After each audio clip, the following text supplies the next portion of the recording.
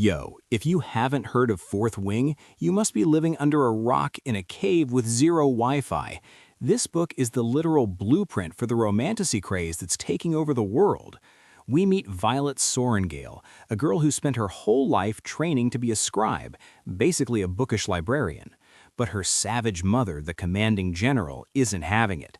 She forces Violet to join the Riders Quadrant at Basgiath War College. The catch? Dragons don't bond with fragile humans, they incinerate them. Violet has a chronic condition that makes her bones break easily, so she's essentially walking into a giant blender filled with fire-breathing lizards and cutthroat cadets who want her dead just to thin out the competition. The vibes are Hunger Games meets How to Train Your Dragon, but make it adult and super spicy. Violet is the ultimate underdog. Everyone expects her to be a scorched spot on the pavement by graduation, but she's got a brain that works faster than a dragon's tail. She has to survive physical challenges that would break a normal person, all while avoiding the gaze of Xaden Riorson. Xaden is the wing leader of the Fourth Wing, and he's basically the hottest, most dangerous man alive.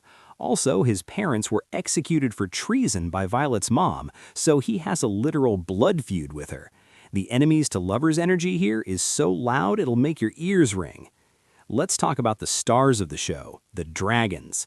When Violet finally gets to the threshing, where dragons choose their riders, things go totally off the rails.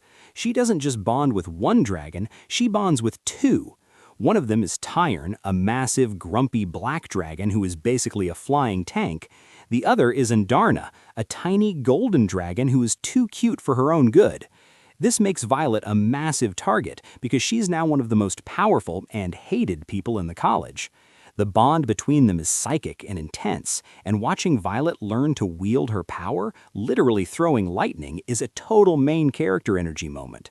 The plot twists in the final act, they will leave you absolutely shook. Just when you think you understand the world of Navarre and the war they're fighting, Yarros pulls back the curtain and shows you the nightmare fuel hiding behind the scenes. It's a story about survival, breaking the rules, and finding love in a place where your next breath could be your last. If you want a book that'll make you stay up until 4 a.m.